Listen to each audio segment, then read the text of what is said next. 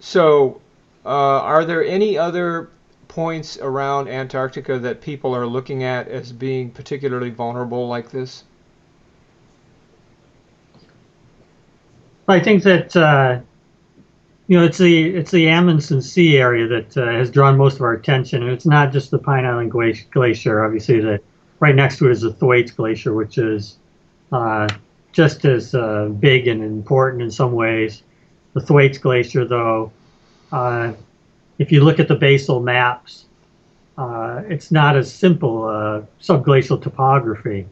There's not just a single simple trough that it's going to retreat into that kind of looks like a steadier progression. It's got a bumpier path to irreversible retreat, so to speak.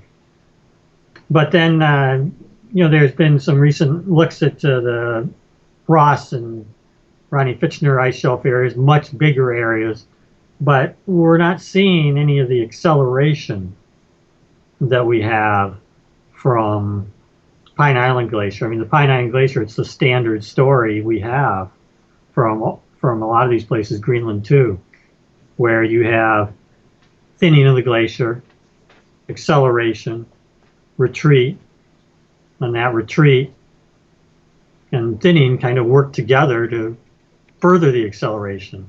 All as you're reducing kind of those basal frictional forces that would be holding the glacier back somewhat. And so we see that same progression, but we're not seeing that acceleration in the area of the Ross ice shelf or the Ronnie Fitchner ice shelf at this point. And if you look, some excellent maps that Pritchard has published, but the British Antarctic Survey has really been working on showing changes in thickness, in the Amundsen Sea sector. They're looking at changes of 4 to 9 meters per year in terms of thinning. But as you look out toward the Ross and the Ronnie Fitchner ice shelves, you don't see that kind of those kind of thinning. So at this point, we're not seeing that change. But if you go back to the early 1980s, Terry Hughes says Pine Island Glacier is a weak underbelly of the West Antarctic ice sheet, and maybe it's already suffering. Christopher Doak from the British Antarctic Survey comes back and notes in a paper in 1982 that it looks like it's in equilibrium if we actually take the measurements of velocity and those kind of things. So if we go back 30 years and then even into the 1990s, British Antarctic Survey and NASA with Lucida, they were looking at velocities, and it looked fine. It looked fine. They, they, So they thought it was weak, but it looked fine. No big changes at that time. right. Help me square this up. You said you said 4 to 9 meters thinning just now, but then before that you were talking about 24 and 40 meters of melt. Can you distinguish those numbers for me? So there's your basal melt rate, just how fast ice is melting from the bottom of the glacier, and so that's where the current work is suggesting that it averages close to 40 meters per year under the Pine Island Glacier ice shelf. The thinning is just the net elevation of that glacier tongue, and that net elevation is going down. But it's not by the same amount because, of course, there's new ice flowing in. So if you look back to the 1980s when Christopher Doak's saying that it's okay, you had 24 meters of melting, but from his point of view, there was 24, 25 meters of input from Right. upstream. So the income was balancing, the expenditures of ice from basal melting. And now that, the income, snowfall really hasn't changed, maybe even gone up a little bit, but the melt rate at the bottom has increased so much. So it's like they got a balloon payment on their mortgage here. Right. So one of the processes that has been looked at is with more moisture in the atmosphere, more possible precipitation on the main Antarctic ice sheet. And some people have said that the precipitation will balance out the additional outflow to the ocean so that it will mitigate the sea level rise. Well, you can generate a. Well, first of all, we haven't seen that that's happening. So we do have. You can't go back too far, but we have nice satellite records now, laser altimetry records that tell us how the ice sheet is changing, and it's telling us that the Antarctic ice sheet is not being balanced out by the increased snowfall in some areas.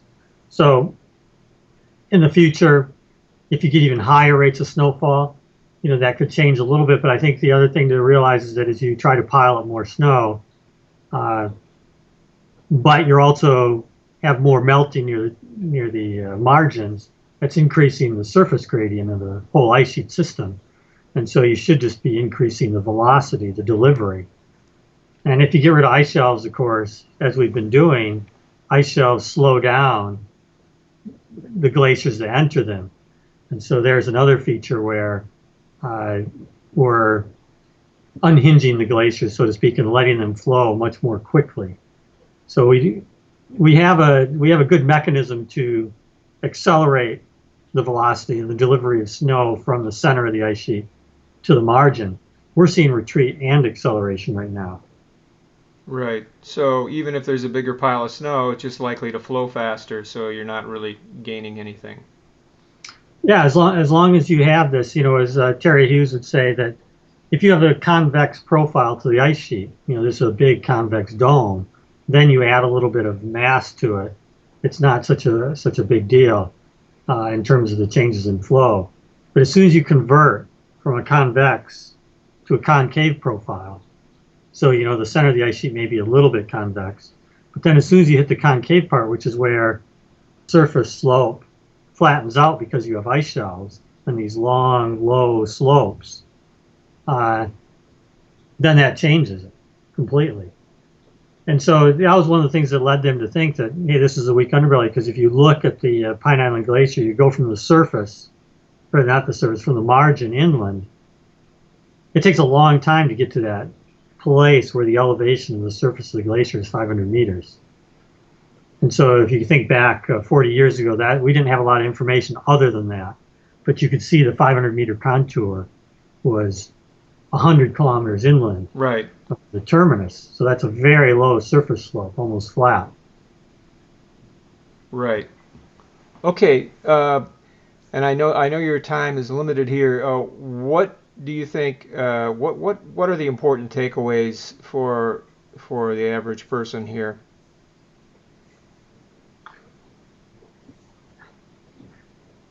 I think somebody who's been thinking about this for 15 years and kind of aware that, the Pine Island Glacier is accelerating, it's retreating. As the grounding line moves into that trough, there's really not a good place for stability. That this is really not a surprise. It's exactly what, I was anticipating was going to be happening. The timing you may not have known. But if you're the average person, I guess what you need to realize is that some of these processes, once they're begun, they can't really be stopped. And so you think about, you knock over that first domino, and you pull the Pine Island Glacier margin in the grounding line into this deeper basin that goes down to 1,200 meters below sea level.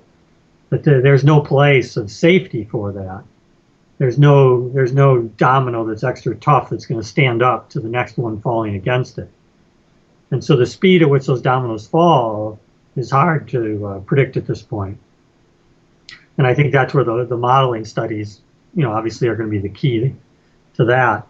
But I think what both these papers should tell you for Thwaites and Pine Island is that there is no point of stability, and that we've started one of these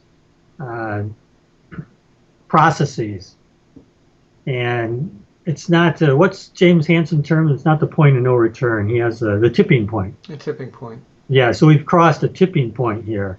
And the tipping point is being able to maintain, the most largest volume exporters of ice from the West Antarctic ice sheet. and that has serious sea level rise implications that just cannot be avoided.